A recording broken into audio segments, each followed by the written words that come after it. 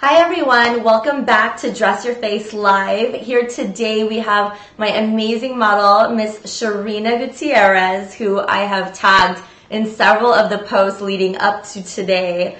The first time I posted her, you guys all went crazy when my hairstylist friend Adam and I did her complete transformation when we shot with Ryan. This was, how long ago was this? Maybe a month ago, 2 months ago, something like that. And the world shook because we got this amazing video from Live Rich Media and it showed the whole transformation from beginning to end, and all of you were like, oh my God, teach this in one of your classes. Please, let's see this. I want to see it live. So we've arranged for the same model. She actually flew in minutes ago from New York, landed. We quickly picked her up and brought her here and got her hair done. Adam is here right now too. He was so nice to come back in and do her hair. And I'm going to show you the makeup from beginning to end. Now, I'm really excited about this specific class because this is the first time that I have arranged enough time to steal you guys for a couple of hours instead of like the typical 1.5 hours. Actually, a couple of my classes have been about 2 hours, but I really wanted this class to be in depth. This is the first time that I'm doing everything from start to finish with no prepping of the skin or anything. So you guys are about to witness the complete transformation from the way beginning, which is the foundation stages, contouring stages, all the way up to the eyes, the cheeks, the lips, everything. So you're gonna see everything it took for us to all collaborate on this beautiful look and create that supermodel effect at the end. And I wanted to do this as a Valentine's Day special, which wasn't originally planned, but I really wanted to do this for you guys in case you wanted to know how to create a very nice, soft, kind of a smoky eye, a very sexy, sultry eye on yourselves for Valentine's Day, or maybe you're booked with clients because Valentine's Day is on a Saturday this year. So you might actually have weddings to do this year that can definitely incorporate this very romantic, soft, beautiful look. So I hope you guys enjoy. Real quick, the last episode I did about lips, that is still up on the website as well. And we are going to, and I did a special collaboration with Anastasia Beverly Hills to give us an amazing set of liquid lipsticks to give away for that. So that giveaway is still going on. Now in this episode, I am going to post the giveaway right after class sometime for the full lips. So this is something I talked about in the last episode where it's like a suction device, looks like this. And you put it on your lips and you just suck the air out of it and it makes your lips poofy. So we're gonna give away several packs of these. I know last time I said it's only gonna be one winner when actually I decided I want 5 winners. So we're gonna get 5 more winners from this episode to give away a whole pack of this awesome set of full lips. So I'm going to post the flyer of that later today so you guys know how to enter.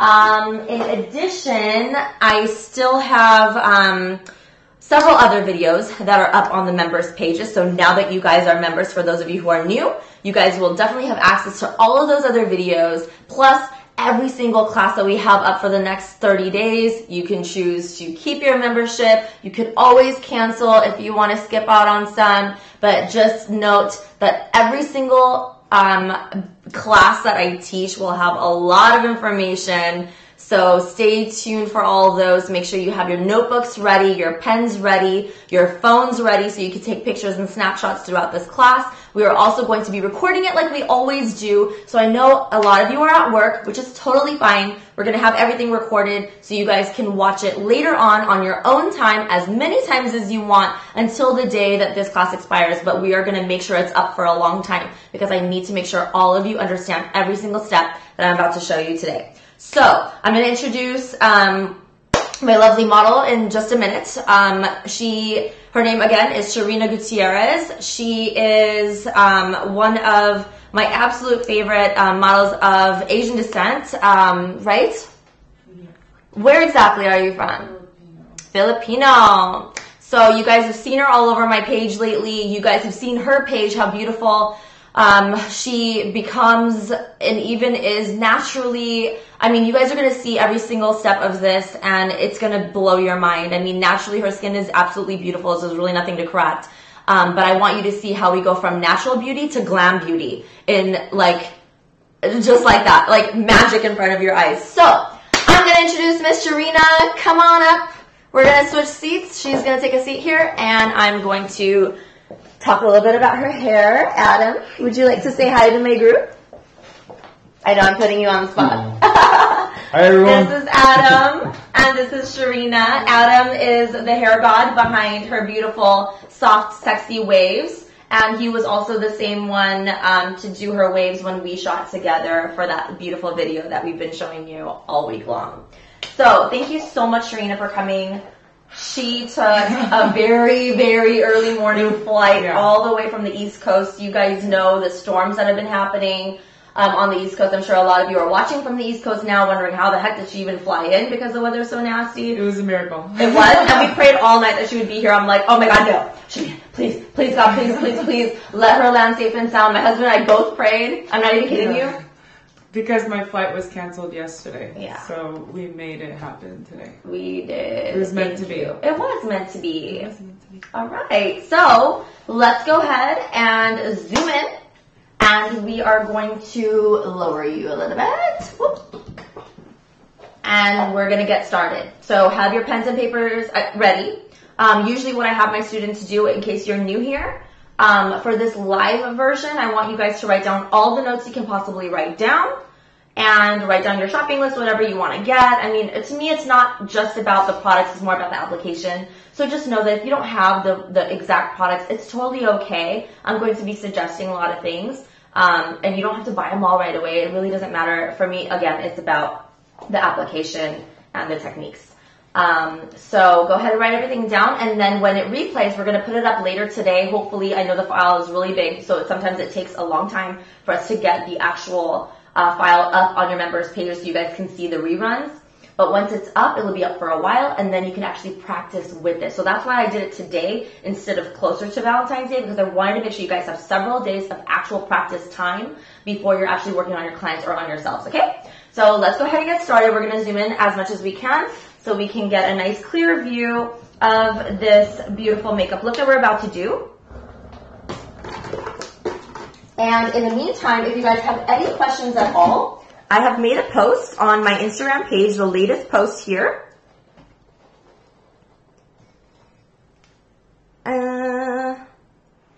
This lovely post here where it's the actual teaser video.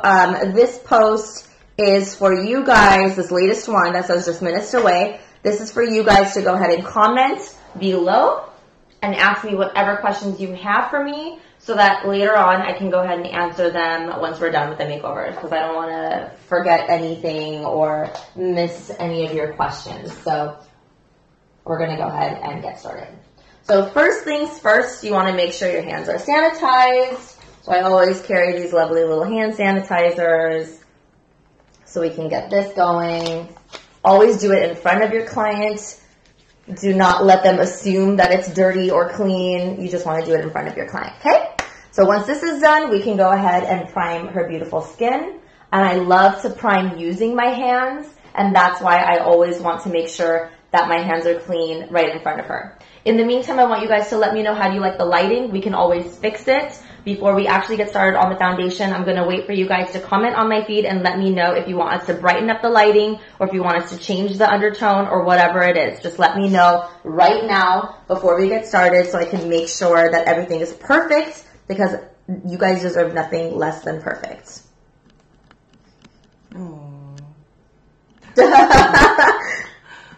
I'm seeing that it seems a little bit dark on people's phones. Is there any way we could just brighten up a little bit?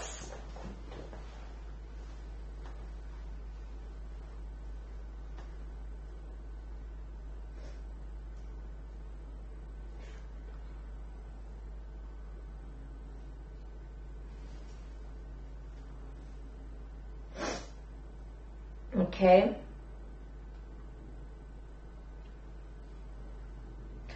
I think we're good. Everyone else, I mean, Okay. Did we brighten a little bit already? Okay, perfect. All right, we're ready to go. So first things first, a little bit of primer. Sharina, now that you just got off a plane, how does your skin feel? Is it dry or is it combination? Dry. It's pretty dry? Yeah. Okay. So I just discovered this new, it's not new, it's been around, but I just discovered it from Hourglass. This is the number 28 primer serum. It is awesome for super dry skin. Like I personally have super dry skin all the time, whether I'm on a flight or not. I'm actually going to hop on a flight tonight. Yeah. Did my husband complain that he's going to have to go back to the airport again? Yep. So this lovely thing is my primer of the day, and I'm going to go ahead and apply it on you too, since you've been stuck with poor ventilation for the past 6-7 hours. Yeah. We're going to hydrate your skin using the number 28 priming serum from Hourglass. You can find it at Sephora. Good. It's nice, yeah? It smells good. I noticed that too.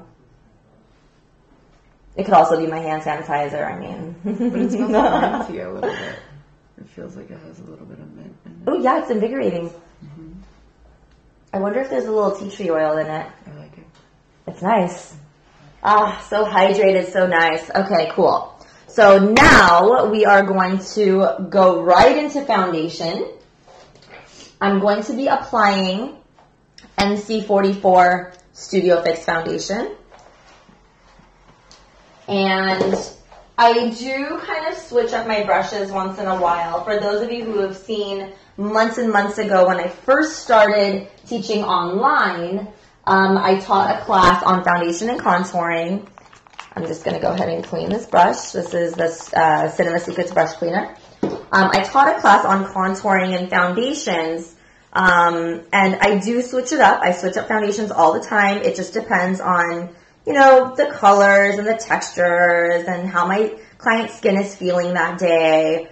And I also switch up the brushes that I use. And lately, I have been absolutely in love with this brush right here from Morphe. It is M427. And this is what I've been using on my clients for foundation. Before that, I was using a brush similar to this, a duo fiber brush from MAC, but this particular one that I have as a backup is also the Morphe one, G22. It's from the Gunmetal collection. It works basically the same way, but I just love how this is a little bit more tapered, and then I can get like a stronger packing motion with this.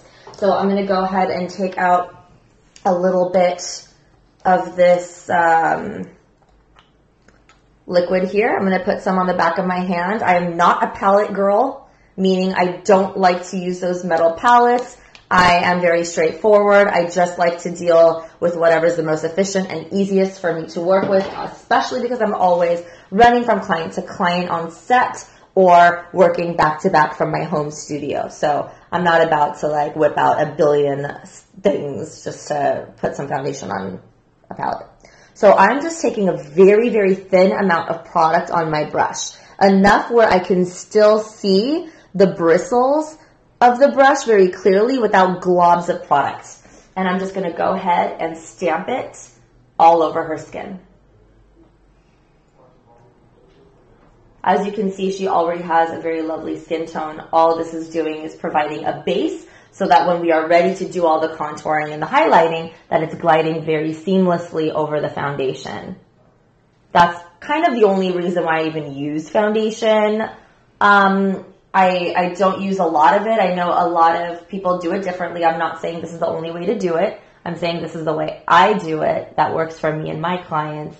But I do know that there's a lot of artists that love to use a heavier amount of foundation and less powder, but I do the opposite. I do light foundation just by stamping and making it full coverage by stamping, and then I apply a lot of powder. So you guys are about to, for those of you who did not see my last foundation class, you may be a little shocked from why and how I'm doing all this.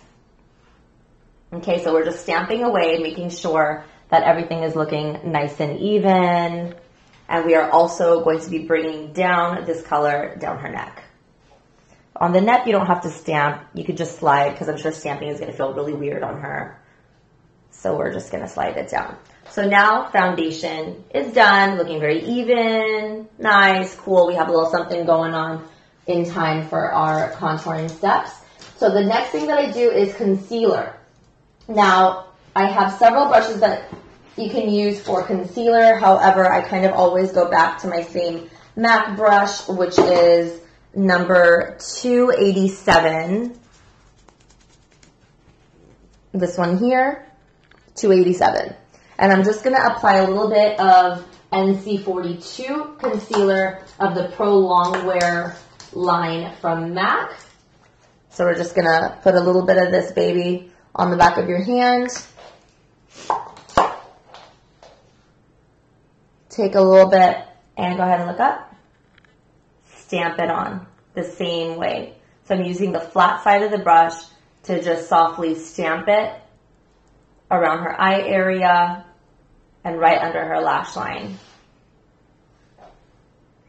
You continue stamping in a flat way. I'm using the whole flat side of the brush until you see that the product is drying and it's not too thick or cakey around the eyes, because then she's going to crease if it's still too thick and hasn't dried yet. So I just stamp until I feel like, okay, the shine is going away, it's starting to dry up, and I'm drying it in a flat way so it doesn't cake up too much. Now, it is going to crease if you don't set it with powder.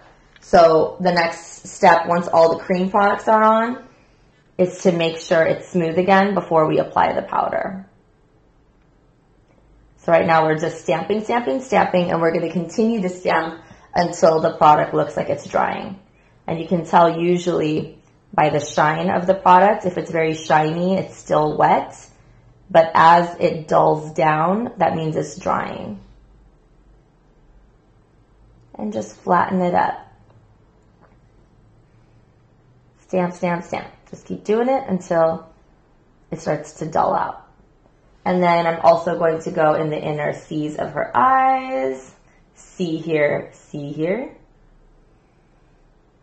And then whatever is left, I can use around the nostrils. I like to do a little reinforcement around the nose because this is an area that can get a little shiny during photo shoots. So I like to add a little bit more product in those areas, and you can totally use your fingers to stamp it more,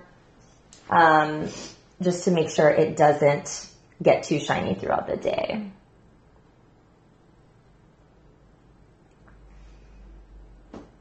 I'm just stamping it in, letting it fuse with the foundation. And then lastly, I like to go around the corners of the mouth. Now, if you're working with someone with like hyperpigmentation, dark areas of the face, really dark circles, anything like that, you want to stick with orange toned concealers. Now, this concealer has a little bit of orange in it, which is perfect because Sharina's skin tone is a bronzy tan, especially when I put that foundation on her, which is half a shade darker than her natural skin tone, just to give her that bronze glow.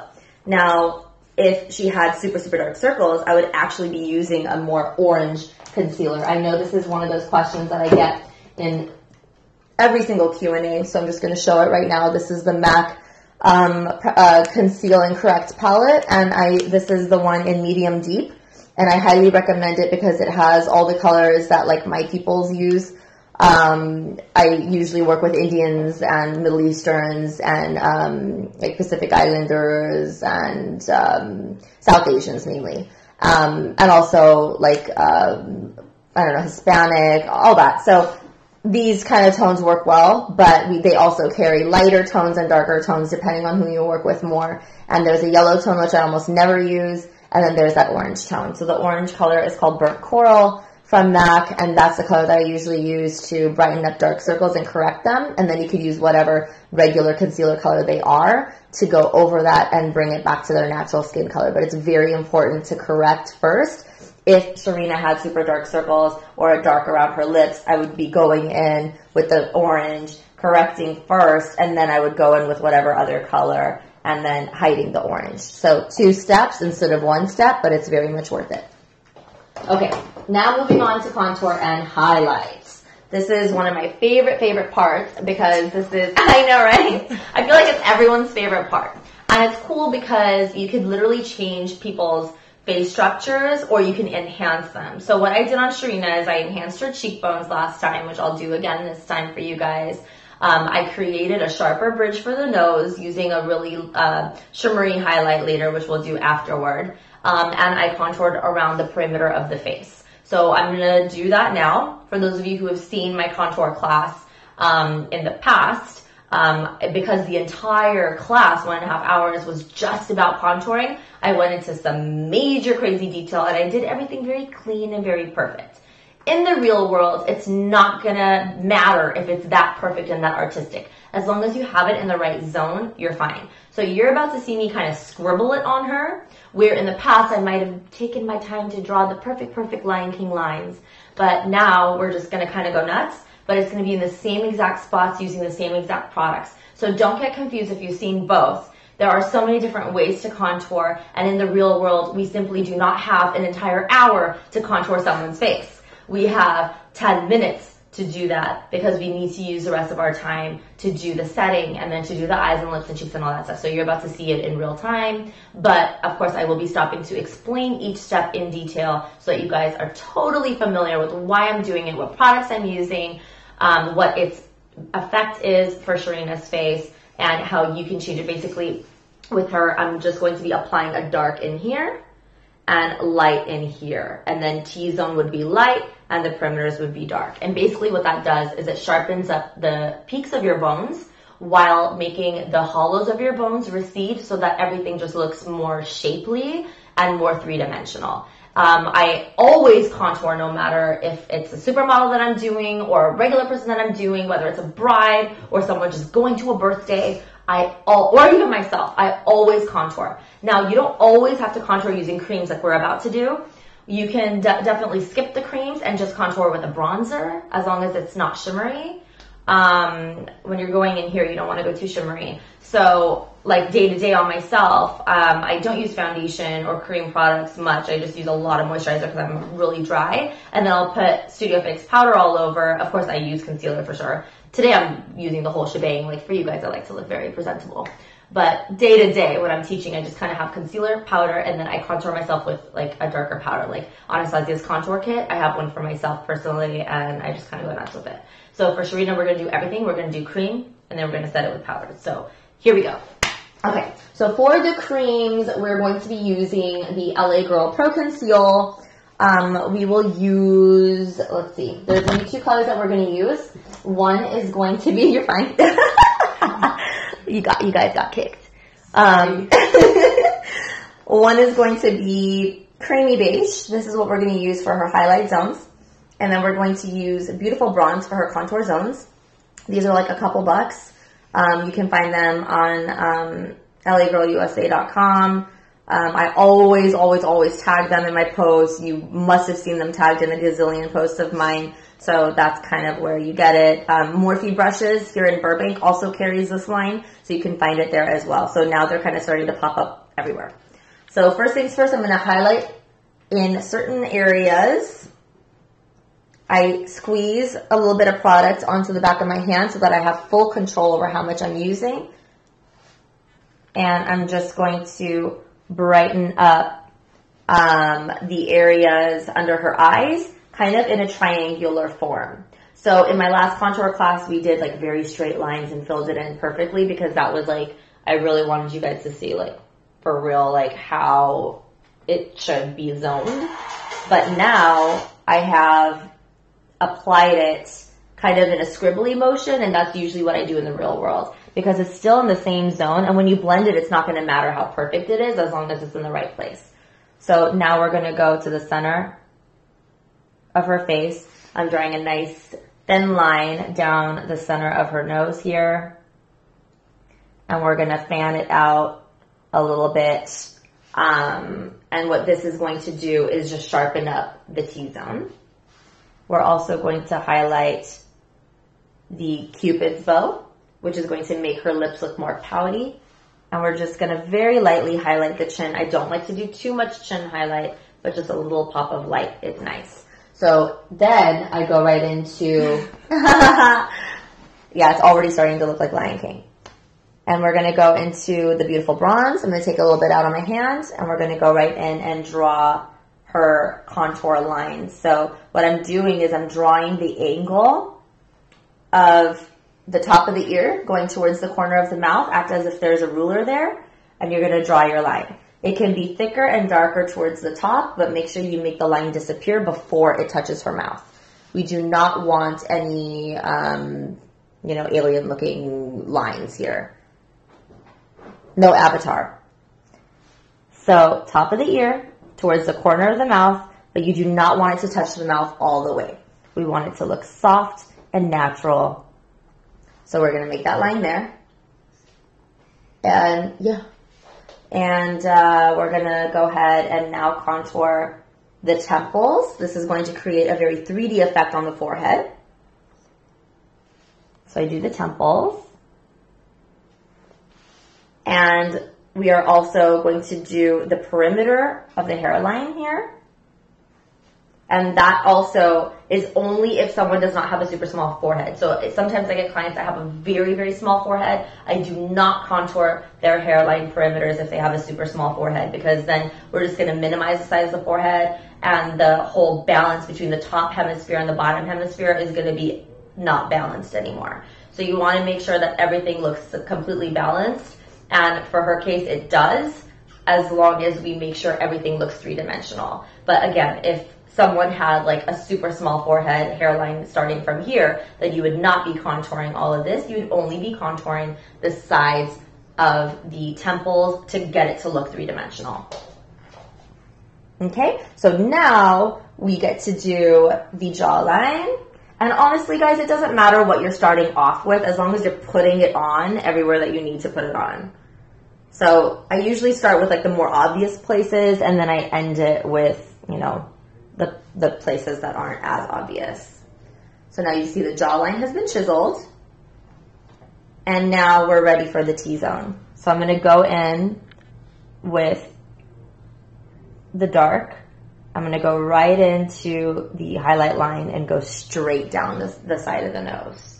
And I'm going to do the same starting with the eyebrow, hugging up against the highlight line and going straight down.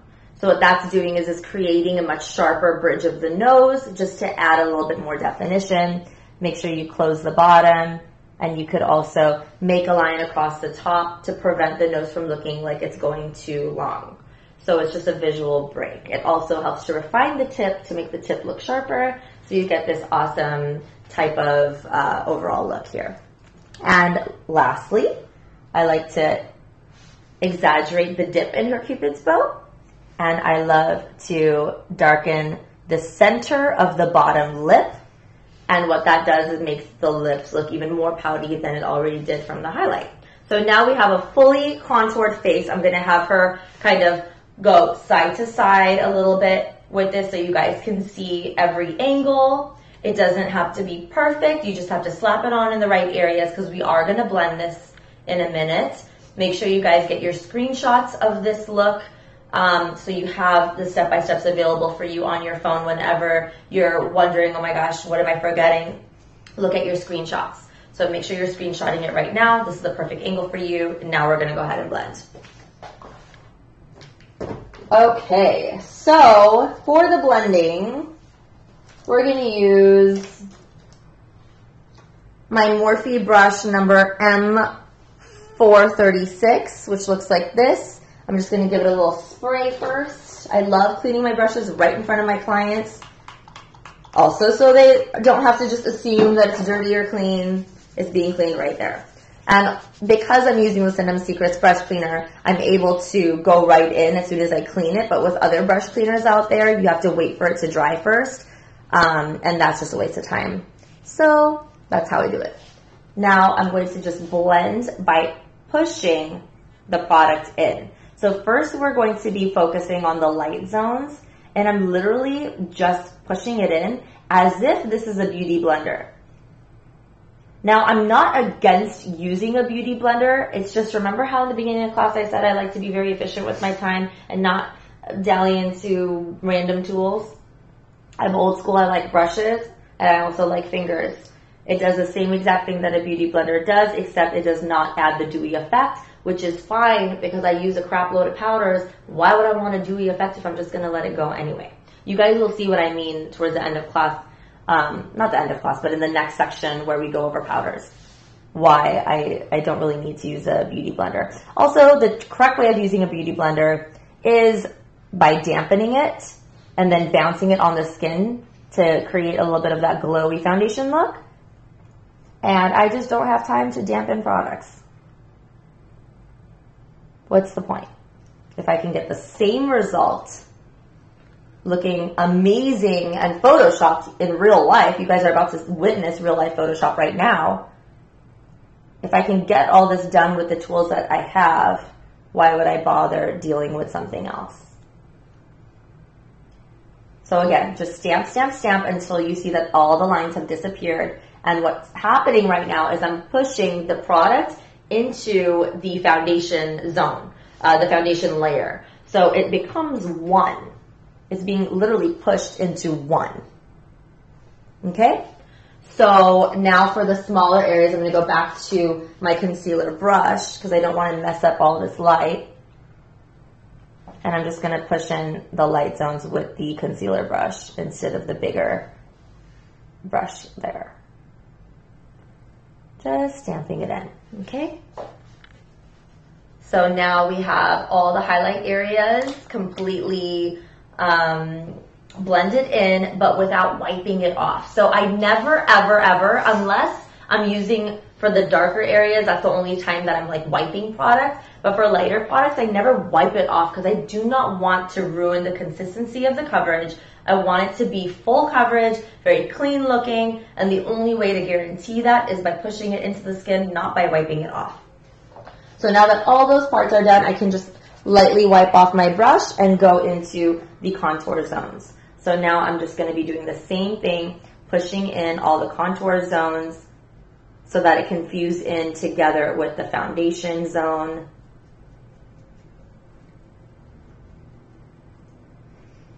Make sure that there's no gunk in the hairline. You want to rub that if it is.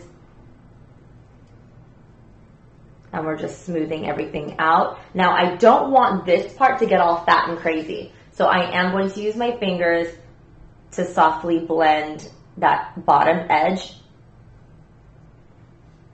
And then I can go in with the brush to shear it out if I need to. But again, I only did that because I did not want a fatty, fatty, fatty, crazy line. I just want it to look very clean. And same with the temples. We're just gonna push this product in all along the hairline. If it's already drying, then use your fingers to rub very softly. And then go back in with the brush to smooth it and blend it into the foundation. So now that's all nicely bronzed. And for the jawline, this is where I'm really wiping. This is the only time that you're going to see me wiping like crazy because I do not like a very dark line on the jaw, especially for my models who are going to be taking pictures on every angle. The last thing I need is a brown line separating her face from her neck. I just want it to look like a very natural shadow, and that's why I'm buffing it the way I'm buffing it right now. That's the only time I buff. Okay? So now I'm going to have her turn this way a little bit so you guys can see me do the same thing on the other side.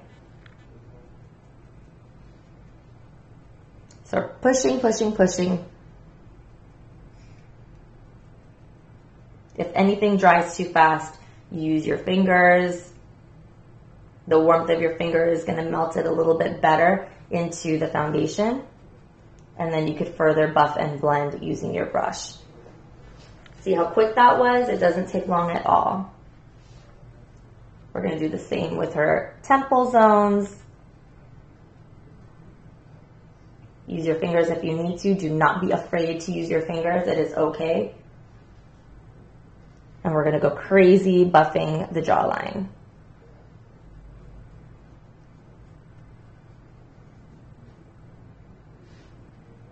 Wipe if you need to.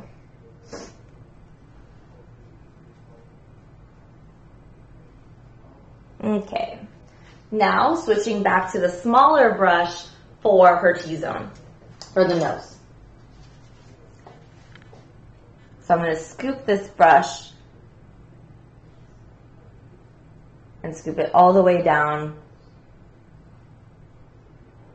to lighten up the dark color. Again, we used Beautiful Bronze for her contour, which I actually use on everyone regardless of their skin tone. I always use Beautiful Bronze. But for her highlight, I used Creamy Beige, which I normally use if I want a nice bright highlight on someone. I'm using my fingers to further lighten if I need to. Okay. And blending down the nose. Now we got the middle of the Cupid's bow, and do not forget that area under the bottom lip. I know it's hard to see sometimes, but do not forget it. It needs to be blended. Okay, so now all of her contour has been blended in to her foundation zones. And now comes the real life Photoshop step, which is setting it with powders. The powders that we're going to be using are all full coverage powders. That's all I like. So if you're looking to build your kit, make sure you get full coverage powders if you're trying to do the techniques that I'm doing. So I do not use translucent powders almost ever. Very, very rarely on the lips, if I need to make the lipstick last longer, will I use a translucent powder. And on my old lady clients, which I rarely have, then I'll use a translucent powder. But other than that, Studio Fix is the way to go. So I'm going to go in with MAC 227. And we're going to use NC 25 powder to give her a really strong highlight setting on only her highlight zones.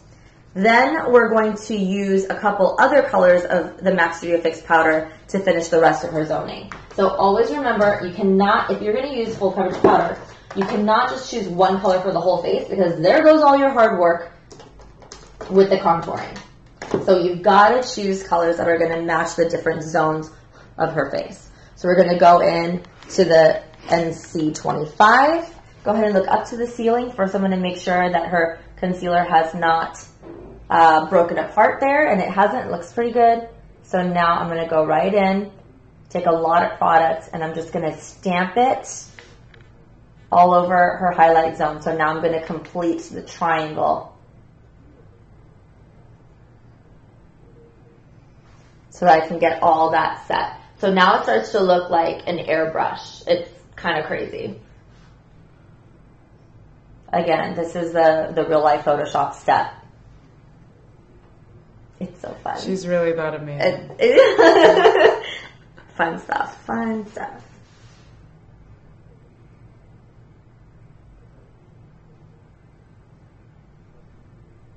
Okay. There's no need for Facetune. There isn't. There really isn't. You know what's so funny? Like, so many of my clients, they're like, I don't even need to Facetune. Like, when you do these kind of layers, Adam's cracking up. When you do this many layers, but it's not like, you don't feel heavy, right? Like, no. You can still breathe through everything, because it's not like I put layers of like thick paste. It's regular foundation that you can find at any mall. It's a good amount of powder that we're now using, which is thicker, but again, it's powder. You can breathe right through it. It's not a cream. So your clients are not going to feel uncomfortable. They're going to look like they have been animated, completely computer generated. I mean, they're going to be like walking dolls, basically. And that's what I want. I love the fake look. You don't have to go this crazy if you don't like the fake look. That's kind of what I'm known for. So I deliver this. And now the center T-zone, just going to do a little bit of that highlight right there and bring it down very carefully on the bridge of the nose by using the same brush just sideways so that it's not like blasting everywhere.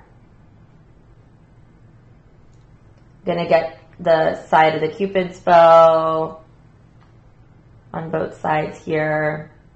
And a very small amount on the chin, not a whole lot. Again, I'm not a fan of making the chin too white because it's going to turn gray.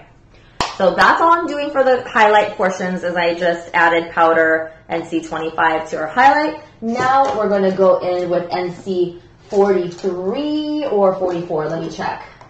Let me check what I want to use. I guess NW43. Okay, we're going to use NW43 powder. I only have this one NW because I just liked the color of it. It's kind of cool. And I'm going to use it on her contour zones. So I know you guys are going to ask, okay, so why did you choose a random NW when most of your stuff is NC? I mean, when it comes to MAC, their colors are so off.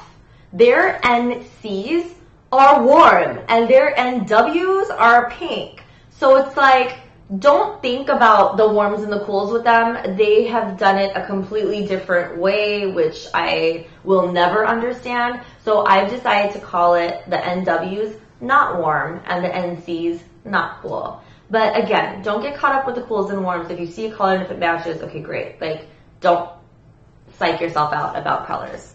You can be visual like me and just kind of see, okay, well, this is a nice color. I'm sure it'll look really pretty as a contour shade. So great. I added it to my kit and I absolutely love it. Perfect for Sharina. Yay. So I'm just applying this color on the areas that we've done the contouring. So around the edges and a little small amount on the jawline. But again, I don't like to go too crazy with that. And I'm going to pinch the brush flatly and apply it really thin on the sides of her nose and under here and in here. This brush, I have several brushes like this. I'm going to whip them all out. I love this shape of brushes. I think it's awesome for contouring and even for setting. They all have a little bit of this tapered look. You can find tapered brushes at the Morphe store. I'm not sure if it's still sold out online, but I can tell you right now, Morphe M438 is one of my favorite tapered brushes. These are kind of new. They've not had these for too long. So before these, I was using like these ones right here from Hakuhodo. And these are very, very pricey, very expensive brushes. They're awesome. I love them. They're still in my kit, but they're pricey. So if you're looking for something similar, but a lower, more affordable price, Morphe brushes has the exact same shape, but for a fraction of the cost. So, I mean, it's a win-win right there. Win-win. So we've now finished the NW43. Now what we need to do is find a middle color to use in between the darks and lights so that it blends the whole face together and now looks a little bit more natural. So I'm going to use NC42, which is her normal tone. And I'm going to use that as her middle tone because it's right in between this color and this light color. And it's going to basically erase all the harsh edges. So the brush that I'm going to use for this, let me just give it a little spray here, is the MAC 109 brush. It's a round, fluffy brush, but it's small, so it's going to actually give the perfect amount of zoning. This lovely ball brush, I love it. I've used the crap out of it, so it's like really a ball, but when you're going to get it new, it's going to look a little bit tighter. A little bit more like that. And I'm going to whip out NC42 Studio Fix, get a good amount here. And now we're going to first apply it on all the areas that have not been set yet. So this whole area between the cheekbone and the jawline has not been set. So we're going to apply it there first, just so we know that we're not going to forget it later. I like to get those zones over with. It's very easy to forget when you're just on a roll. Okay, so that has now been set. Now I'm going to start applying it in between the zones. So in between this dark and light, I'm going to apply a nice layer, a nice line of NC42. What that did just now is blend the gradient between the light and the dark, so it's less harsh. And it's still, because we're layering it and we're not removing color, we're not letting the definition go away. We still have the definition of the light and the dark, but now the line in between it has faded. And if you feel like you've lost too much of a certain color or whatever, then you can always go back with that dark and add a little bit more of the dark after, or you could add a little bit more of the light after and do this back and forth balancing, which I do all the time. I love to have multiple brushes in my hands at all times and I just go back and forth with it a lot. So again, this line right in between the dark and the light, we're adding the NC42, and if we need to redarken the base, we absolutely can.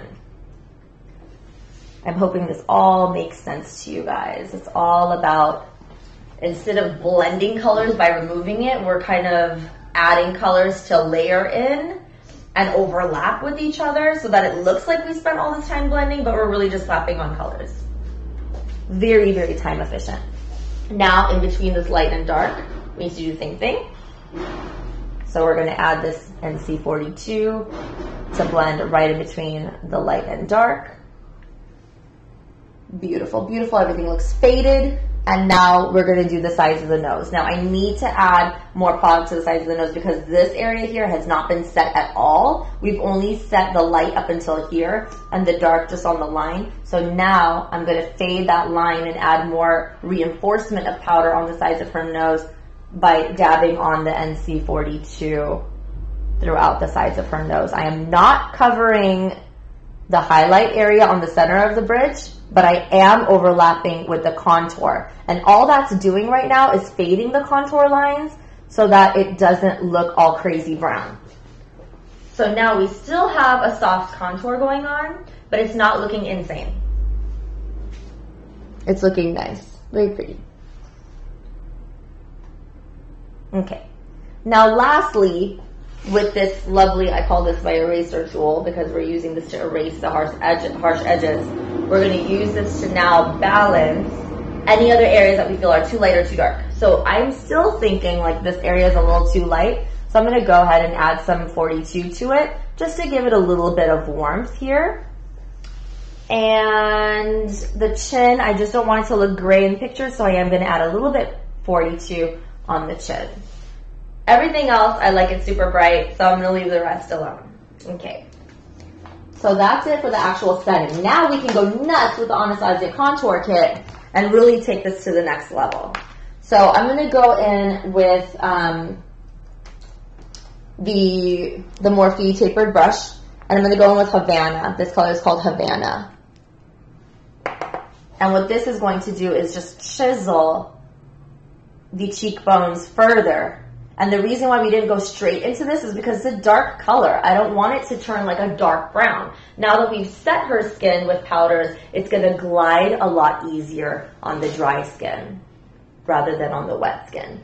So now we have a little bit more definition on this side, and we're going to do the same for the other side. So just a little bit of Havana, and we're just using it on that bottom edge to chisel it and make it look a little bit more defined.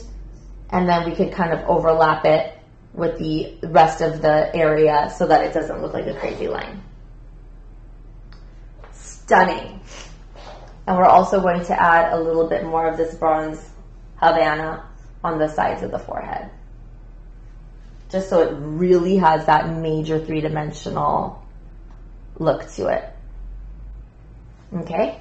Now, if someone wants a very surgeried nose, if someone wants if someone wants us to go really crazy with our contouring on the nose, which I like to do, I don't know if you could tell, the light's kind of hitting me funny, but I contour my nose like, oh, there we go. I contour my nose like crazy, so you see a very, very skinny line that's very dark on the side. So if you want that look, this is what I do. I use this little, I call it my toothbrush brush. It's actually oval number 3, I think, from MAC. What is it? Oval number 3 from MAC. And I dip right into Fawn, which is a lighter brown. Dab it on your hand first because you don't want too much color to come out of this. And then I just drag it up and down the line and fade it downward a little bit.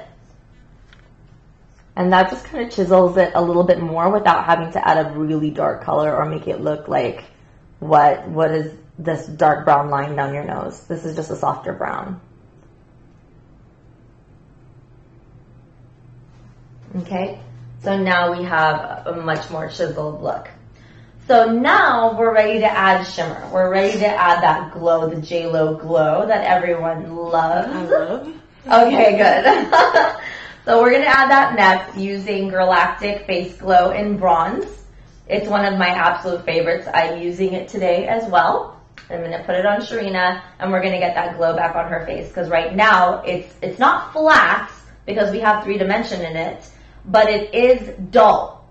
So it does need blush. It does need, you know, eyebrows, eyes, all that stuff is still yet to come, which is going to make the face look even better. But for now, we would like a little bit of glow. Again, it's optional. If your client wants that glow, this is what you're going to do. So I go in with, I mean, we could even use the same Morphe brush that we used earlier. Just make sure there's no other color in it. Just give it a little wipe down. And we're going to dip right in to Face Glow in Bronze from Galactic.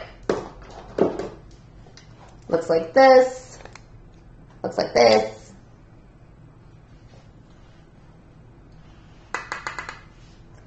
And we are going to drag it on the peaks of her cheekbones.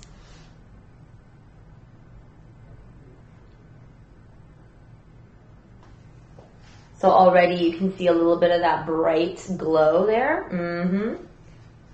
We're going to add a little bit above the brows. And I use my fingers in this area to really smooth it into the rest of the forehead so it doesn't just look like a random area of brightness. And I'm going to use my fingers to now apply it to the bridge of the nose, just so I'm not dusting it all over the place.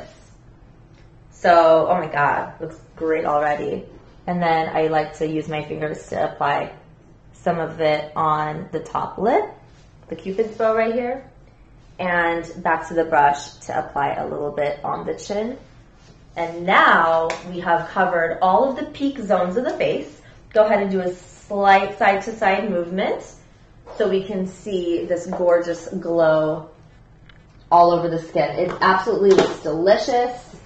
Gives the skin a more dewy quality without having to add so much of that greasy cream. I'm just not a fan of creams. I love powders because it feels light and fluffy on the skin. She doesn't feel like she can just go like this and wipe everything off. This is going to stay all damn day and all night. If she shoots tonight, she will look just as good as she does right now. I'm actually a witness to that. The last time she did my makeup, I went out. We had been shooting all day. I went out that night, and obviously when you go out, you come back in the morning. And it was still like nothing had Like nothing touched happened? it. Yeah, nothing happened. And she didn't use a setting spray. Oh, I don't like setting sprays. Didn't you ask me or something? Yeah, you asked me. I did. I don't like setting sprays. Because why? Like, why are you going to get into those gimmicks if you don't need it? Like, I can understand if you, like, need it. Like, if you really feel like there's a big difference between your makeup without the setting spray and your makeup with the setting spray. But if you're going to do makeup exactly like this, exactly the way I'm doing it on my clients, and exactly the way I'm teaching you in all these online classes that I'm doing several times a month, you're going to get better and better, and you're going to eliminate the need for a lot of those gimmicky products. So you're not going to need the best of the best everything. You're just going to get so good at your craft and so good at layering and so good with colors and so good with blending and all that stuff that your makeup is going to last without having to use a setting spray. So that's kind of where I'm at right now with that whole setting spray thing. Okay, now we're ready for blush. We're just going to add a little bit of color to your cheeks. I don't want to go too crazy with the blush. I want to do the same thing that we did in the video, which is just a very, very nude blush, something that is not so pinky because we are going to do a nude lip for you today. We're going to use a pinky nude or peachy nude blush instead of going too crazy. Let me see what we'll use. I know that last time I did my blush class, a lot of the blushes that I used are discontinued from MAC. This is my blush palette from MAC. I normally love to use Buff, which is this one. I'm not sure if MAC still has it. You guys are going to have to check and see. But honestly, I still buy discontinued items all the time because I love eBay and Amazon, and you could usually find it there. And then this is Copper Tone. So I think they still have Copper Tone. We'll use Copper Tone on you, just in case my viewers fall in love and don't want to wait to get it online. And I'm just going to stamp it right above her contour zone. So right in between her contour and that shimmer highlight that we did, we're just stamping a little bit of this Copper Tone. Gorgeous. So now we have a little bit of color, a little bit of that tan bronze look, and we are ready for eyes and eyebrows. So next thing, we're officially done with face, by the way. And another thing, I know you guys are going to ask again, So I'm going to answer again before I have to answer at the end of class so I can focus on other questions. The reason why I do face first before eyes is several reasons. One reason is I'm so visual. Like, I need a visual balance before I can go into the detail work because it's just going to throw me off. Like, I can do eyes first. Like, at this point, I've done so many faces. Like, I could do eyes first, not a problem. But I feel better and more comfortable when I do face first because then everything is so perfect that just watch. We're about to do like a very quick eye. It's going to take like 3 steps and all of a sudden she's going to look perfect, like a Barbie. And we don't even have to spend that much time with all of these eyeshadow colors and all this blending and all this XYZ. It's going to cut our eye time in half.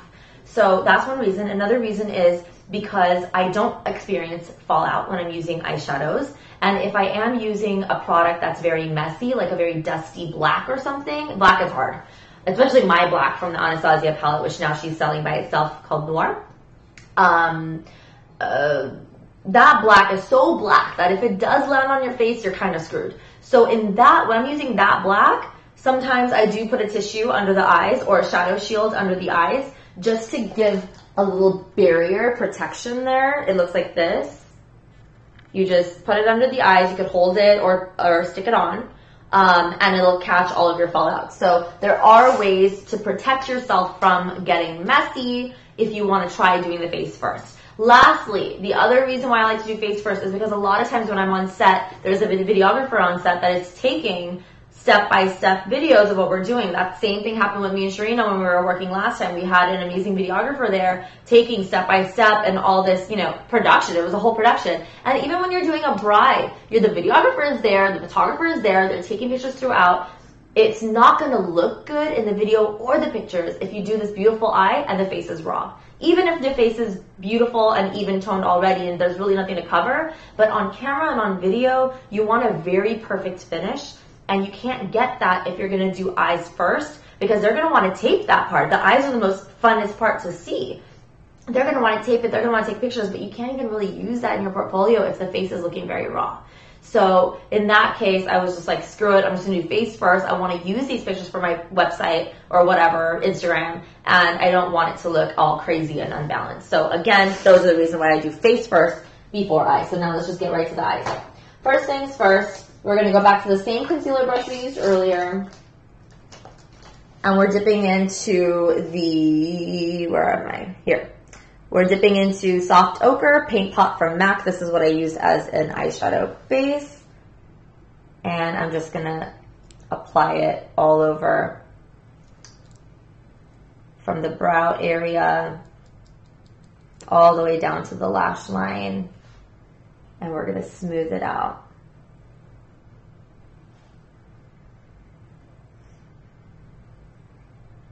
Just to make sure we're not skipping over any creases. Okay, looking nice and clean. We're going to do the same on the other side.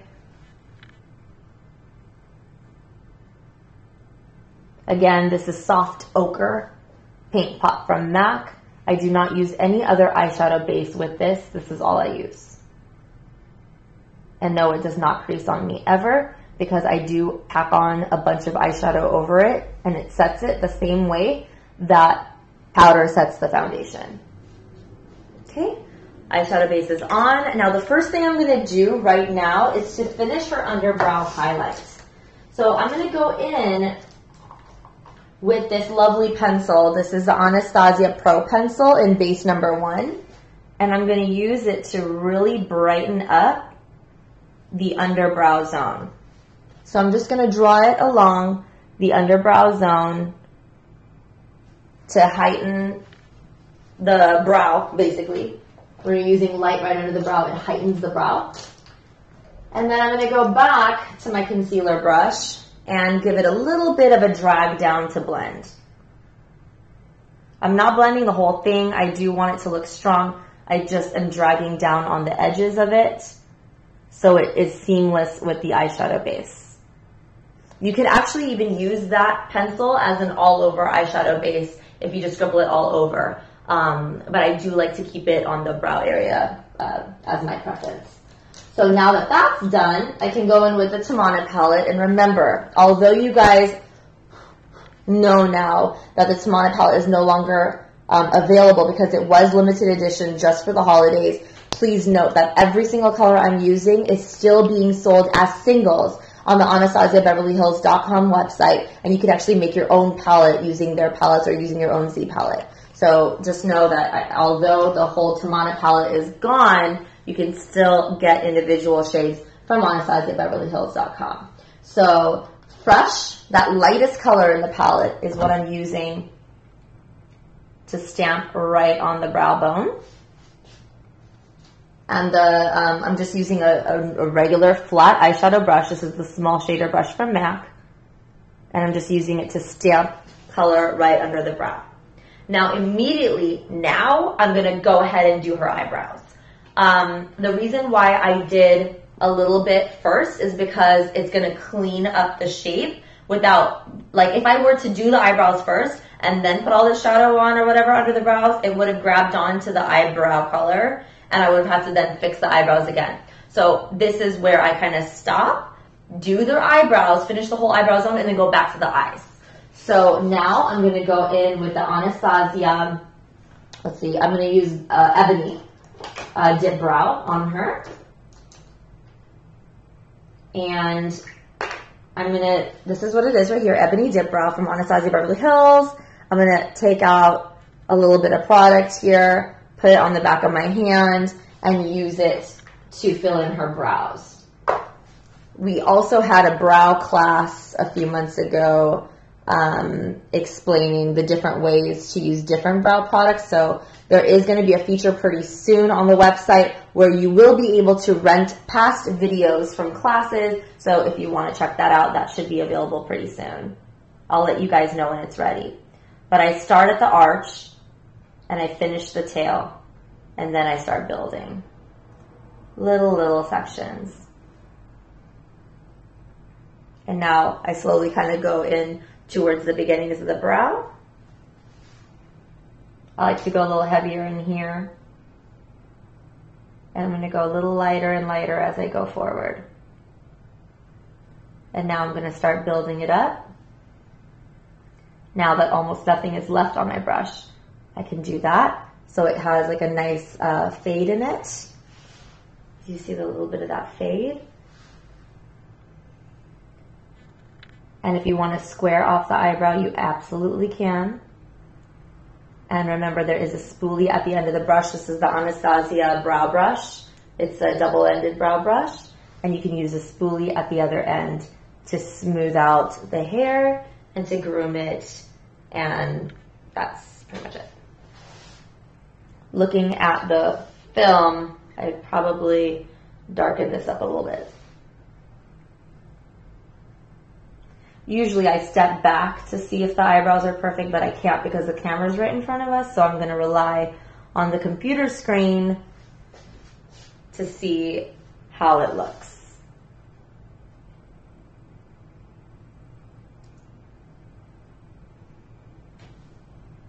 Okay, I think we're good there. So we're going to do the same on the other side. Our challenge is to make it match, although two eyebrows are never the same. My two eyebrows, for the life of me, will never match. But as long as they look balanced on your face, that is what matters the most. And again, we're starting with the arch and finishing up the tail.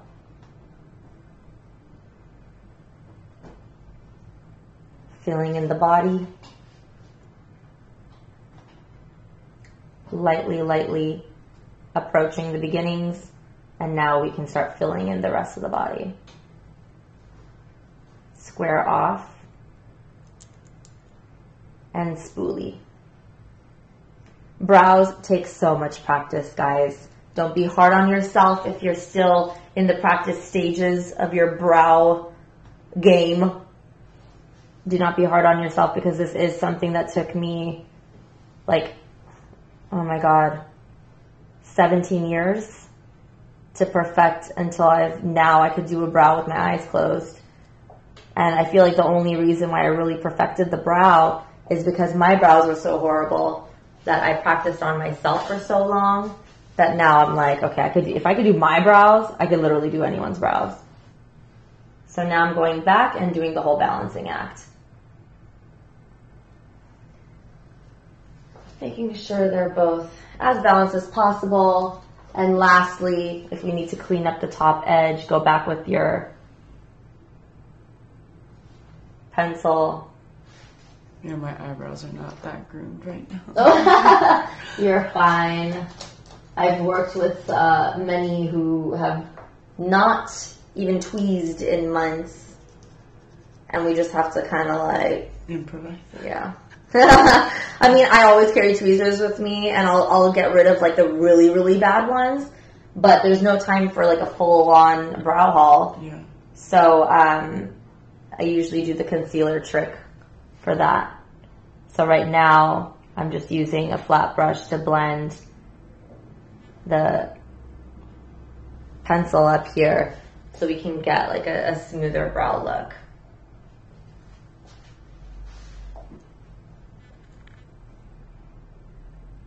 Okay.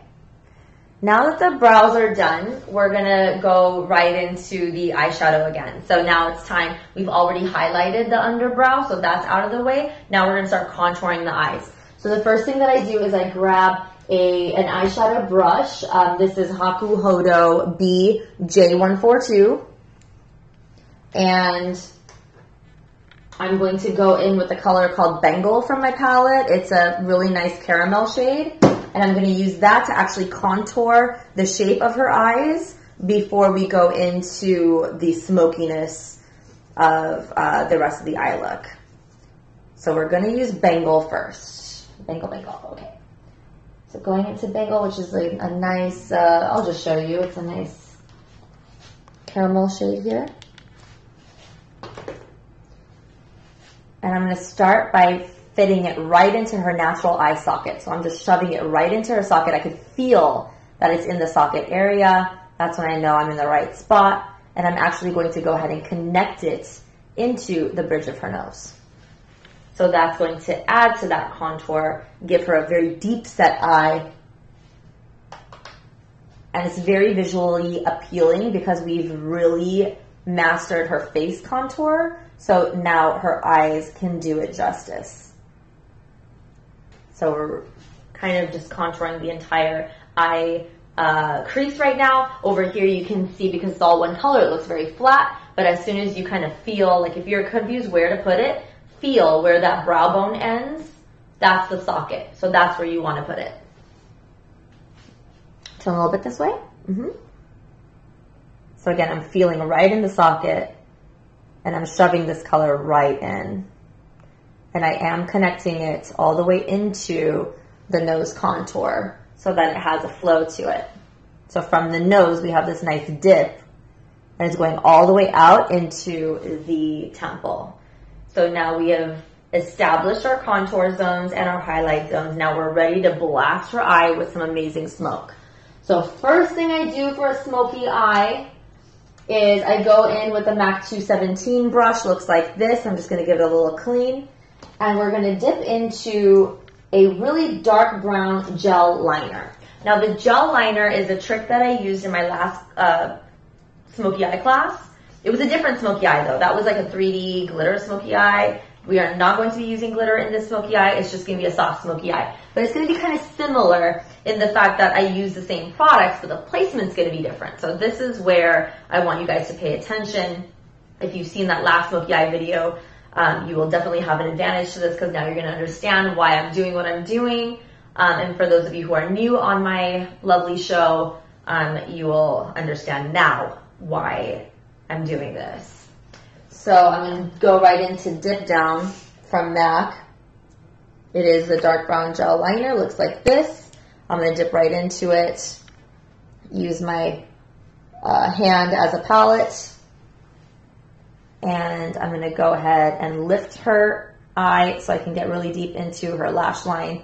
And I'm going to start shading this color on the outer half of her eye, and I'm going to drag it towards the center, the lash line basically.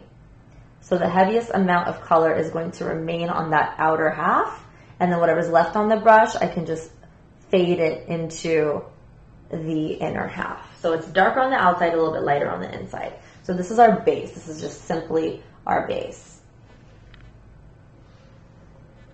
Again, going a little bit darker out here, filling in that whole lid space, giving it a little point out here, dragging the dark into the lash line, and then whatever's left on the brush, just lightly fluff it on the rest of her eyelid. Okay, so there you have it. Really, really dark on the outside, a little bit more faded on the inside. We're going to do the same with her bottom lid.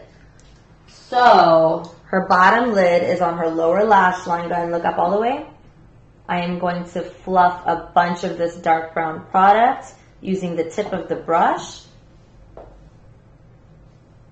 all around that bottom, right in there. So that starts that sultry effect. And you can go pretty, I love going thick. Like I went super thick on Sharina last time. I'm going to do the same thing this time. I love going thick on the lower lash line. I like to go really low with it. That's something that you and your client need to discuss beforehand, how thick you're allowed to go, because I do have a lot of clients that are just not used to it and don't like it that thick. And it's easier to apply than it is to remove. So if you're not sure if your client's going to like it, you need to ask her and then move forward with it. But I'm a big fan of going really thick underneath. And now I'm just kind of fading below. Okay? So now that we have the base on, we can go nuts with the eyeshadow, and it sticks on so nicely. For those of you who've seen that last class, you know what I'm talking about. When you have a dark base and you put on a dark eyeshadow over it, no light can pass through it. So when you're taking a selfie with flash, it's not going to penetrate through the skin. You're going to get that dark eye look regardless of what camera you're using, what flash you're using. If you didn't put this dark base underneath it and it's just eyeshadow over a regular base, the flash is going to penetrate right through the eyeshadow, because remember, it's just powder. So it's going to penetrate right through it and you're going to lose your definition. So that's why I use a dark base. Everything's so technical. Mm-hmm. It is, but you know, it's a science, but it's still, I mean, you learn this it. This is a class for me too, though. Yeah? There you go. Now you know what to do when a makeup artist isn't available to do makeup. Yeah, but these brows they're just really hard to do. So now I'm going into chocolate. This is the dark brown eyeshadow from my palette here. Chocolate. And I'm going to apply it all over where I put the eyeshadow base. And I'm just kind of sweeping it on very softly to give it a nice kind of a dark sheen.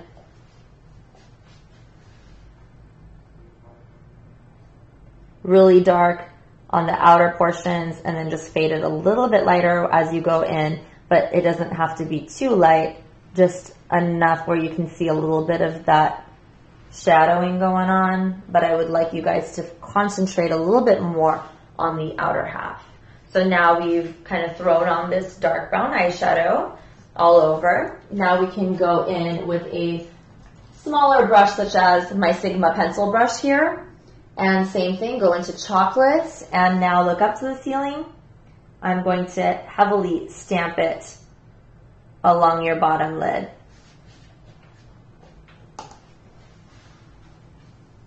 Really get it to stick. Okay? If you guys see any little fallout, because we did so much powder, it is so easy to clean it off. It is not going to stick to her. So far, so good. Now, for the center of her eyes, the part that is right in here, I'm going to add Custom, which is one of my all-time favorite colors now. This is a beautiful dark brownish, grayish, kind of a taupey undertone, and it has a little bit of a shimmer in it. So we're going to use that with the 217 brush, and I'm just going to apply it right along the center eyeball area. So right where the iris of the eye would be, I'm kind of creating a ball right in the center, and that's going to kind of give the eye a little bit more of a glow. If you don't like silver, go with gold. I have another color right next to it called Gilded. It's a beautiful antique gold. That is your other option. So either stick with the cool tones, which is this one, or the warm tones, which is gold, and you now have this beautiful glow in your smoky eye without making the whole thing look light, because we have now colored the entire eyelid with the dark brown. So it's not going to look light, it's just going to have a glow over the dark. So it's still going to be deep and sultry. It's just, again, going to have a little bit of a glow. So it can attract a little bit of light and a little bit of beauty on that area. Now I'm going to go back with that blending brush that we used in her crease. If I can find it, that would be great. Where are you, my blending brush? Well, we could just use another one. I have so many. So back to Bengal.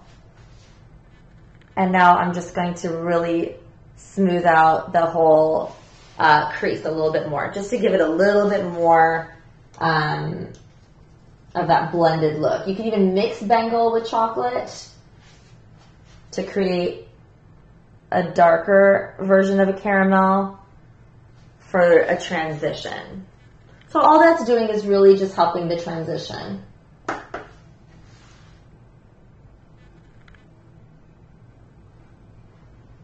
Okay. So now that that's done, we're ready for eyeliner. We're going to go in with the Inglot gel liner. You know what? Yeah, let me grab. Actually, it's okay. I have a new one, but I'm almost done with this. This is the Inglot gel liner. We'll just use it up. Let me clean my brush. I'm going to use the MAC 263 brush. And with the Inglot gel liner, I have a few tips. I know it's really hard to use. You know, it's a little annoying at times, but the color is so black that I don't even care how annoying it is to use it. I'm just going to keep using it because I have not found any other eyeliner that is this black. Like, I found other black eyeliners, but I kind of like the fact that it dries fast so that it just doesn't smudge. It stays put. It's really cool. So I'm going to go in and take a chunk of this black eyeliner, and I'm going to sharpen my brush. This is the MAC 263 angled eyeliner brush. Go ahead and look up to the ceiling. I'm going to now apply it very thick all the way from corner to corner of her waterline. I'm also going to let it bleed over the edge of her waterline so it can blend into the brown that we have underneath. Okay? I'm going to do the same on the other side.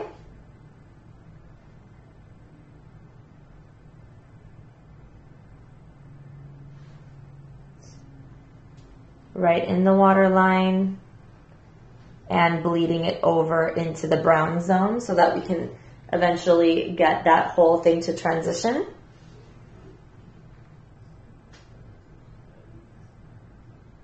And now we're going to fill up the whole top waterline. So go ahead and close your eyes. We're going to lift her skin so I can get right into the lash line with this. And I'm just going to draw in regular eyeliner. This is just the Inglot black gel. It doesn't have to be perfect because there's one more step after this, which is going to blend the lines. And I'm going to give her a little bit of a wing. Just a little bit. Something like a cute little flick. Open. There. And I'm going to do the same on the other side. Look how big the eyes look now. It's insane.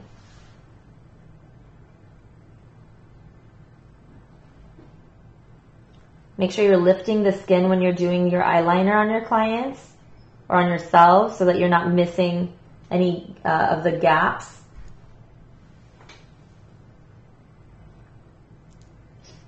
I'm going to create my cute little wing here.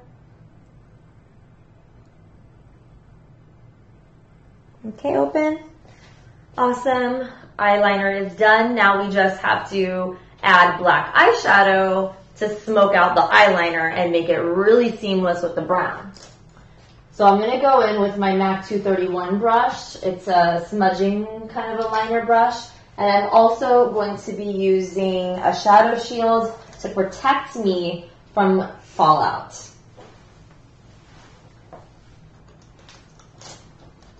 You know what? Actually, I want to show you another brush. This is one of my favorite Morphe brushes, M515. I used to use MAC 231, but lately I've been really into this one, the 515. It's like a tiny little smudger brush. And it's so awesome because it fits into those little areas really nicely. So we're going to try this.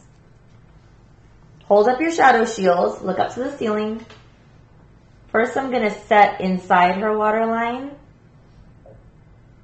And now whatever's left on the brush, I'm setting on the edge of the black to fade into the brown. And now we have a very seamless effect from black to brown. Same thing on the other eye. Hold up your shadow shield. Do her waterline first. And then whatever's left on the brush, smudge it into the edge where it meets the dark brown from earlier. And now we have this beautiful, beautiful, seamless space of black to brown. I'm going to do the same thing on her top. Go ahead and close your eyes. I'm going to smudge her top liner and flick it upward so that it fades into her eyeshadow on the top lid. So again, I'm right here and I'm just smoothing it up. And that's why I told you guys, don't worry too hard about the eyeliner for this look, because we are going to be setting it with a black eyeshadow, and that's going to smudge the ends and the edges so it looks smoother. So if you didn't do a perfect job with the eyeliner, it's all good. And turn this way a little bit.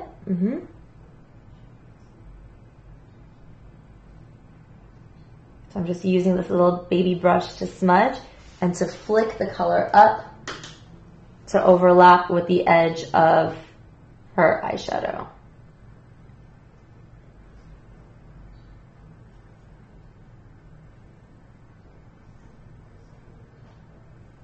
Okay, open.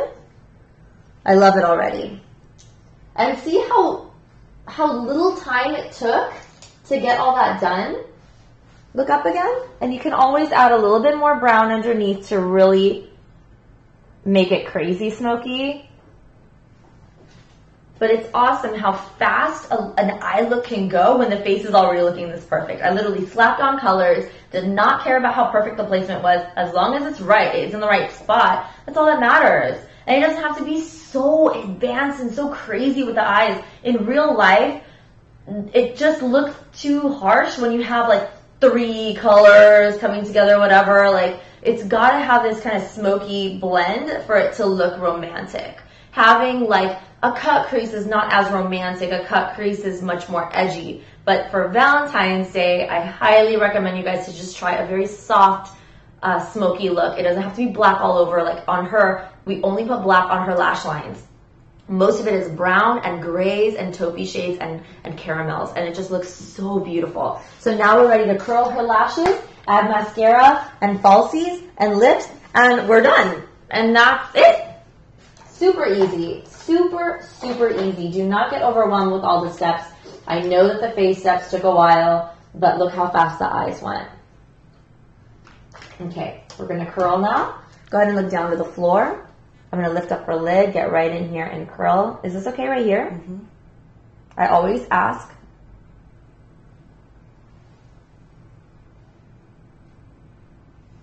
What about this? Okay.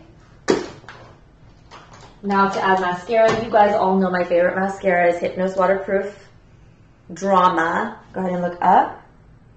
We're going to fill the bottoms first.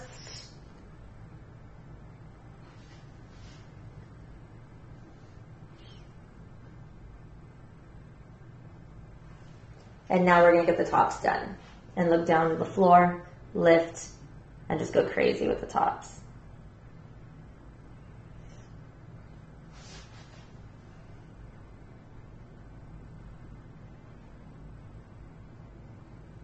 Lift up so you can get in.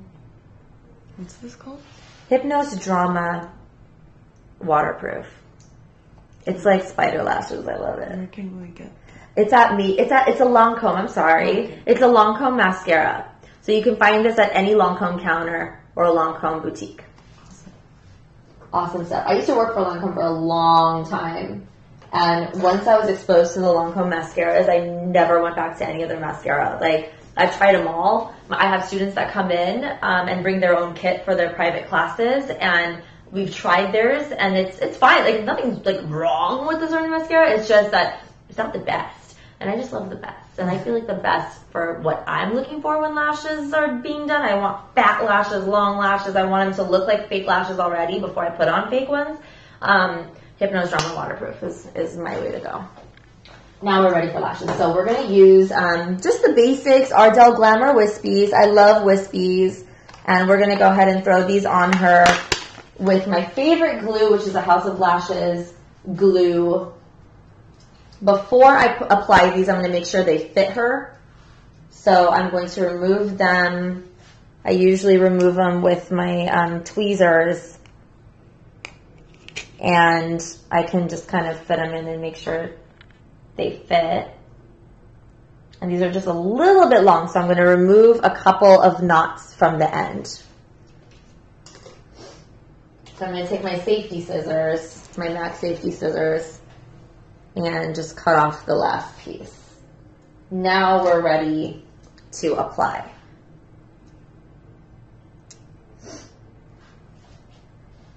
These already look nicely curled, so I won't have to actually curl them in this case. And I'm just going to brush on a little bit of my favorite lash glue. Again, this lash glue is from houseoflashes.com.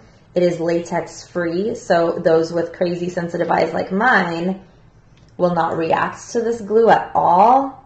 It's even safe for the skin, so if you ever want to put crystals on your eyes, you can use this glue for that. But please warn your clients that this glue is very hard to take off. So if it's resisting while they're trying to take it off, they need to use an oil-based eye makeup remover to try to eat through this. So we're going to let it get really sticky and apply it right on her lash base. Look down to the floor.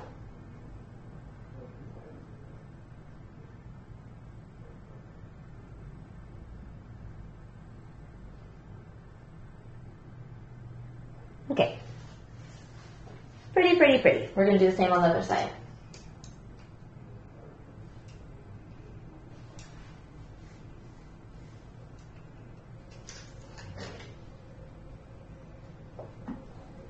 I'm going to cut the end of the other one off as well, so the same size.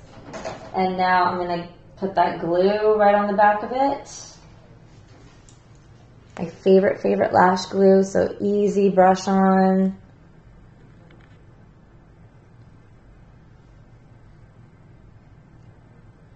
I like to be very generous with the amount of glue I'm using because the last thing I need is for my client to complain about the inner corner of their eyelash popping up, because that is common. So you want to make sure, well, this glue, it's not common. This glue sticks really good. But in general, you just want to be a little careful and apply a little extra on the ends. My eyelash class, yeah, that's already expired.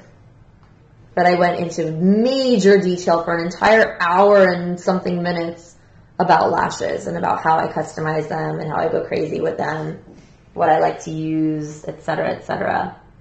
So once that rental feature is on, I encourage you guys to check out that class.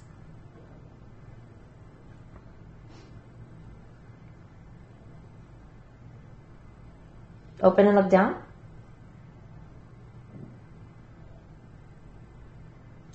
And look up all the way to the ceiling. Okay. So while that dries, we're going to go ahead and do her lips. And again, I like to do, the lip class is still up. You can learn so much more about lips in that lip class. But I'm just going to do a nice basic nude lip for her. So I'm going to start off with Soar lip liner, which is my favorite, very romantic, soft lip color. And then we're going to use a nice nude lipstick, probably Creme de Nude or Myth, along with it. I think when I closed it, I accidentally. Oh, you're fine. Once it dries, I'll help you to open it if it feels stuck. So I'm going to start right here on her Cupid's bow.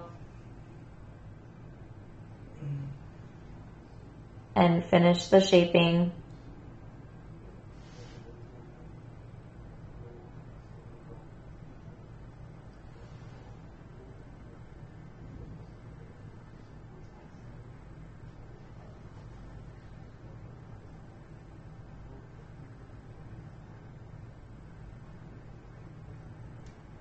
Make sure you get it a little bit darker on the edges.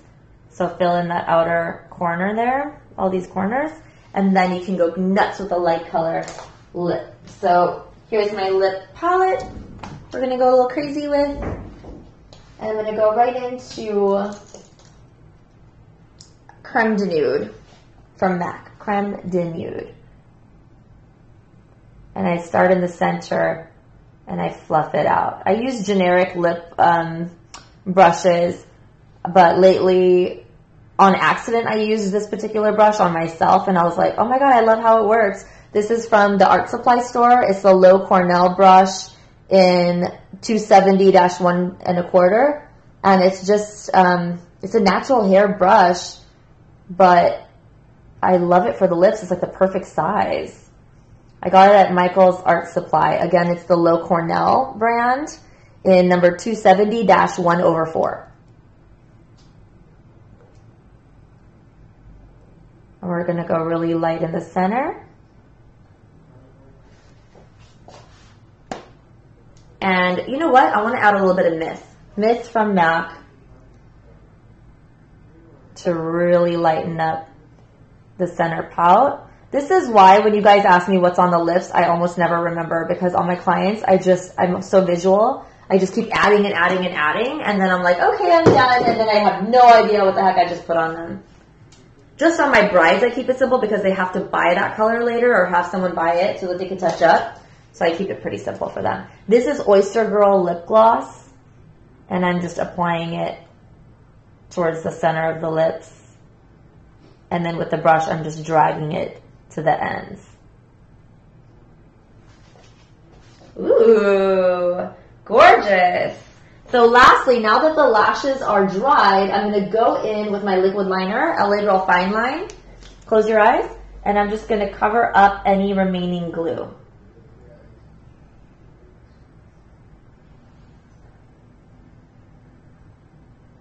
And fill up the areas between the knots so that you can't see any gaps.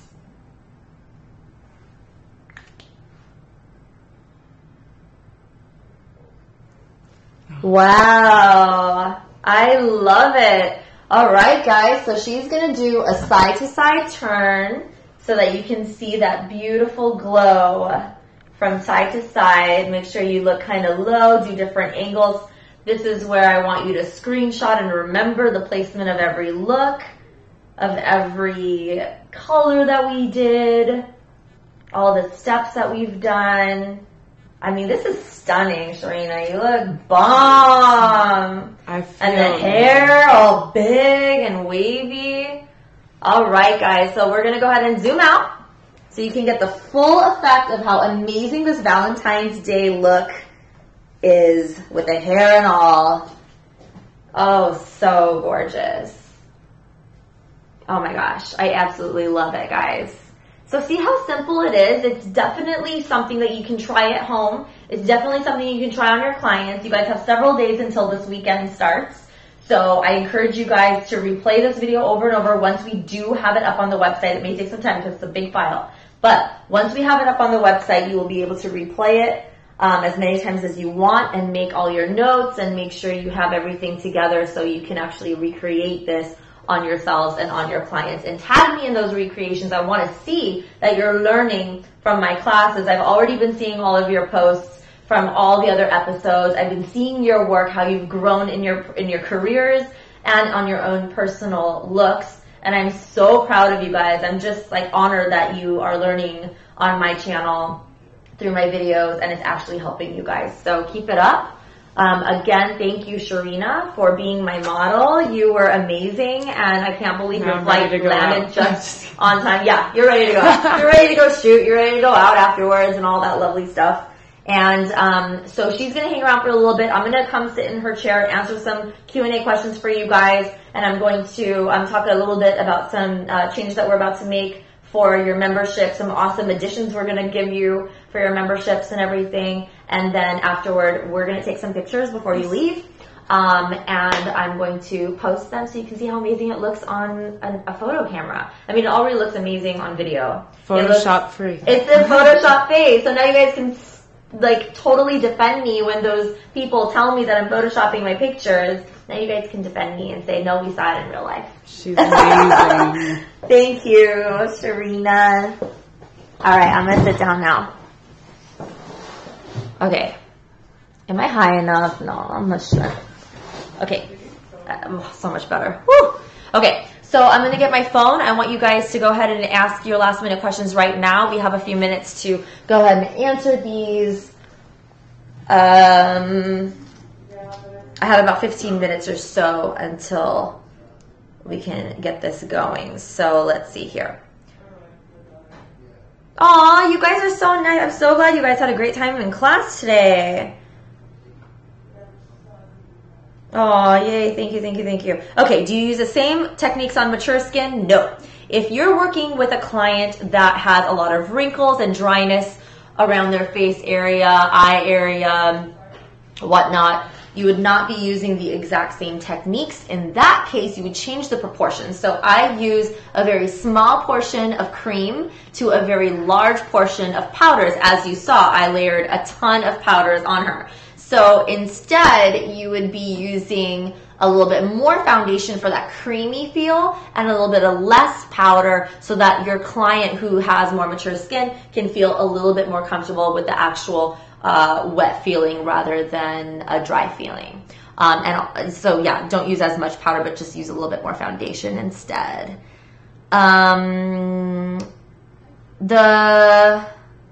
Which number of Ardell lashes have you used? They were the Glamour Wispies. So it just says Glamour Wispies on them. Let me see if it says anything else. No, it just says Glamour Wispies. They have wispies in Glamour and Natural. I like the Glamour ones better. They're a little thicker. And like someone asked before, can you give tips on how to work efficiently on a client? Take a lot of time.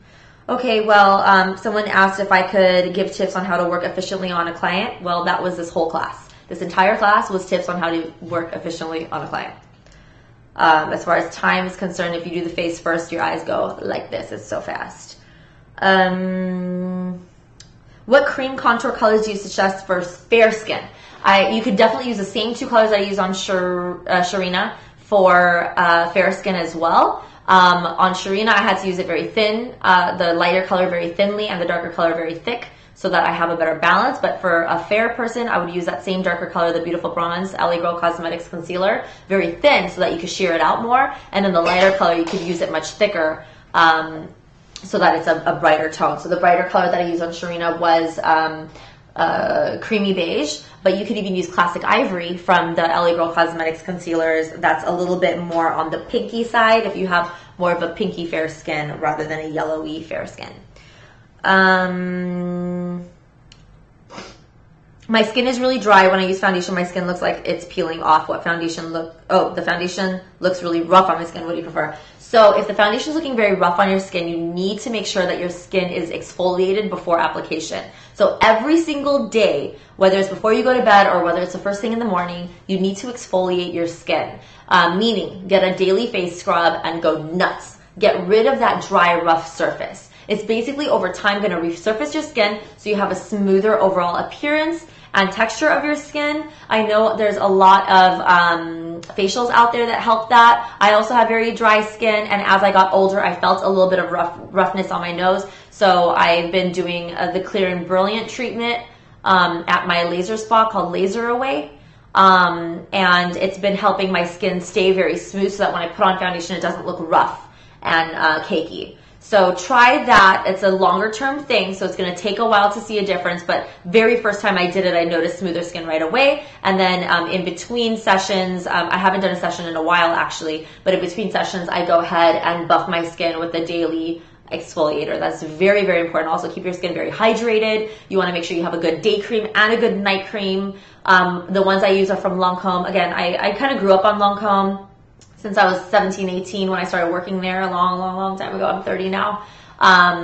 I've been using Lancome and it works on my skin. My skin's actually very sensitive, so I feel like because I'm used to that, it works pretty well for me. But I've tried other brands that didn't work well for me, but everyone's skin is different, so I'm not going to name names. You need to just go out and try it for yourself. But again, I totally recommend Lancome, but it does have fragrance in it. I'm not sensitive to fragrance, but I know some people are, so keep that in mind. But as far as that foundations, if you have dry skin, use a foundation that is meant for dry skin. So a foundation that is very creamy. If you're going to use MAC, I would use the Studio Sculpt foundation. It's in a tube. It's very creamy. Armani Luminous Silk foundation is amazing. It's so smooth. I love it. What else? Yeah, so anything thicker and creamier would be better for you, so it just doesn't look too rough on the skin. And how do we know which foundations to use on different skin types, dry, mature, acne, whatever? It will say on the bottle. And you can always go to the counter and ask them, okay, what foundations are meant for dry skin? Or what foundations are meant for oily skin? For oily skin clients that are acne prone, you have to make sure the foundation is oil free. Or at least long lasting, kind of a drier feel so it sticks to the skin a little bit better and has a fuller coverage. For drier skin, again, you want something creamier, something more emollient, something that is not oil-free so that you can have that oil nicely sitting on the skin and it feels really good. And make sure, for the dry skin client out there, the primer that I used on Sharina in the beginning of class, the number 28 serum from Hourglass at Sephora, that is amazing for dry skin. So with me and with anyone else who experiences their foundation to look rough, use that as your primer. It is so emollient and amazing. It's my new favorite. Do you recommend using brow gel on eyebrows? You know what? It really depends. Sharina did not have very long brow hairs, so I didn't really need to use a brow gel. But if you need to color someone's brow hair to cover up darkness, if you want to brighten up their hair, maybe make it more caramel rather than brown, then you can use a brow gel to even out the color or brighten up the color. And you could also use brow gel to actually groom the brow hairs so that it's in place. Again, Sharina did not have a problem with brow grooming. I mean, she said they weren't groomed, but I think they were fine. So I didn't need a brow gel, but if someone's hair were long or spiky or something's going on, then you could definitely use brow gel for that. I noticed when using dip brows, sometimes they appear thin or with gaps in pictures. What do I do to fix this without making the brows too heavy? One thing that I do, what is that noise? One thing that I do for brows when they appear thin in pictures or if there's gaps in pictures, you want to use a little bit of a brow powder. So I have these this Brow Pro palette here, and if you don't want the brows to look too dark, you would use a lighter color, like something up here or in here, to use with a brow brush and just fill up the rest of your brow with that. I do it on myself so that I don't look like I have any gaps in my brows. I applied my brow product with using Dip Brow in dark brown all over, and then I applied caramel brow powder over it in the first half, and that covered up any gaps that I had. And it also does not make my brows look darker because I have caramel and blonde hair, so I don't want it to look super dark. So that's my tips on that. Can you please show us how to contour a round face, maybe on a round face model if you can? Absolutely. I will try my best to find different face shapes. I told you guys that I will be doing multiple contour classes throughout this ongoing course. Again, there's no beginning or end to this course that I'm teaching you guys online. It is an ongoing process. Tips are forever changing. Trends are forever changing. So you guys are here to evolve with me. As I am discovering new ways to do things, I will be showing you on different face shapes and different models, different skin tones, and we're going to have that in effect very soon with doing much more contour classes for you. But yeah, we are going to be working on different face shapes. Today's model definitely had a little bit of between a round and oval face shape. So the same way that I did her with the contouring right up in here with that angle for a rounded face shape, you want to create more angles to create more lines because everything is round, right? I also, if you can see my face, I also have more of a round face than any other shape. It is also kind of square here. If you can see my jawline, it's a little bit square. So my face is round and square. And so on myself, I make these lines here to make my face look like it's dipping thinner here. And I also contour the edges here to make it look more oval shaped rather than round shaped. So that's how I would do it on a round client. And Sharina and I both have kind of a similar like roundish shape here and a square jaw. So it's the same thing that I did on her, but I will try to find some more models out there so we can get you some more information on round face as well. So, how do I cover up dark circles and cream highlight without it looking cakey? So that's something I already explained while I was doing Sharina's under eye concealer. I was talking about how we could use an orange concealer to cover up darkness and then go into your regular color concealer to cover up the orange. So without it looking cakey, you have to really flatten it out and make sure that the coverage is nice and full, but it's drying on contact, which is what I did in this video. So if you missed that part, definitely wait till we have the reruns back up on the website so that you can watch that part again and you'll see it in front of your eyes how it won't look cakey. Okay, so someone's saying this is obviously a very in-depth look for a special occasion. Seems like you probably wouldn't do this for your own everyday look. What things would you change, if any, and how long should it take to complete an everyday look? Okay, perfect. So I do want to do a class soon of an everyday look. Maybe I'll try to do it on myself. I think that might be a challenge though because there's no mirror in front of me. I have to have the camera in front of me, so it's going to be kind of hard for me to show you. So if I don't find a model for that, I will do it on myself, but I'll see. But anyway, just to answer your question right now, the things that I would change for every day is I would skip the cream contour and highlight. I would do the foundation and I would go right into concealing and I would set the color, the one color powder all over the face, and then I would go in with the Anastasia contour kit to then chisel the cheekbones and create the bridge of the nose and then add a little bit of shimmer here and there. So instead of doing the whole shebang from the cream to the powders to everything, we're going to start off with the basics and then add contour afterward just with powder. So that's kind of what I do for every day rather than for like a special occasion. But again, like my clients come to me for special occasions or for photo shoots and things like that. So I always do cream. Whenever you're seeing a picture on my Instagram, it is with cream and powder. But again, every day for you going to work or just going on a date or something, don't want to look too done up, then skip the cream. As far as the eyes, I do smoky eyes all the time. But you can go a little lighter with it. You don't even have to do, like if you want a fresher look, instead of doing black in the waterline, you could go nude in the waterline and that will look a lot softer than doing black all over. So those are the only things that I would probably change if you're looking for that. Okay, I moved to a state where I have no family or friends and I want to practice makeup as much as possible as I'm barely starting as a makeup artist. Is there a face mannequin you recommend to help me practice or any other suggestions? You know what? Yes. Face Artist Pro on Instagram is my official dealer of face mannequins. I do recommend this for my students, and on tour, like in a couple of weeks, I'm going to Houston in a little less than 3 weeks. I'm going on tour in Houston, and because this is my final tour in a long time, a makeup masterclass tour where I have hundreds of students come in and learn from me while I'm on stage demonstrating on a live model, they could be practicing on themselves or on a face mannequin.